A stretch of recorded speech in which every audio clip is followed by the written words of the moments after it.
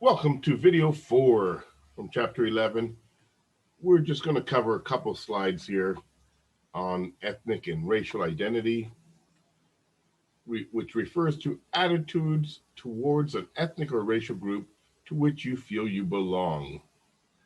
And this is kind of a stage theory presented here. This comes from a researcher named Byrd, B-Y-R-D, and it's somewhat similar to Kohlberg's cognitive development theory of gender development, where a young child progresses from gender identity to gender stability to gender constancy. In that theory, gender constancy, was proposed to start around the age of 5 or so. Byrd points out that um, ethnic constancy, takes somewhat longer to develop. So let's just go through these 4 stages real quick here. First one is that although children are aware of differences in people's appearance, they do not generally identify people by race until about the age of 4 or 5. Later, as they become aware of racial and ethnic categories, they are then able to self-identify with the groups to which they belong. So they can, they start to label them their own ethnic or racial category around the age of 6 to 8. They can understand that differences are based on biological features, for example, skin color, but as well as social features, such as speech patterns and lifestyle. And this is by age 7 to 8. So they realize that it's not, it's a mix of biology, but also, behaviors. And okay. And finally, the 4th stage is they will develop racial and ethnic constancy somewhere between 8 to 10 years of age. And this is the understanding that race and ethnicity remain the same across different times and in different situations. It's not going to change. So it's a little bit similar to the idea of developing gender constancy that was presented earlier. The second theory I wanted to look at here, this comes from Finney. You can see his name on just above the chart.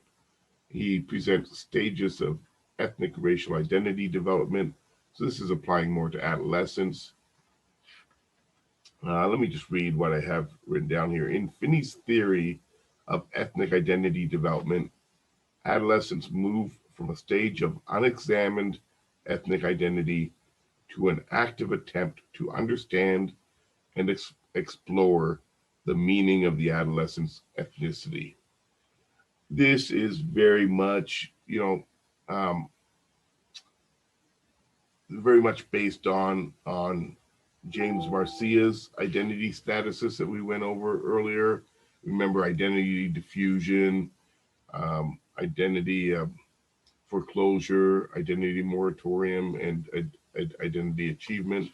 So he's basically taken James Marcia's 4 statuses and applied them to specifically to ethnic and racial identity. So like when you're in the diffused category, you basically, haven't even started to think about it or explore it. And if you're in foreclosure, you've just accepted, what your parents have told you without exploring on your own. If you're in moratorium, you're working towards understanding your ethnic identity, but you haven't committed yet to it. And then if you achieve ethnic identity, it means you've made a commitment to your ethnic identity. I want you to be able to recognize the quotes that are listed here. I'm not going to read them now, but look at these, in the comment column. Be able to kind of understand why each quote goes with each stage. And the last point, I'm just going to, before I leave this section, in the U.S., African Americans are the minority group most likely to teach their children about their race and ethnicity based on some research studies that were done. And that will conclude this short little fourth video.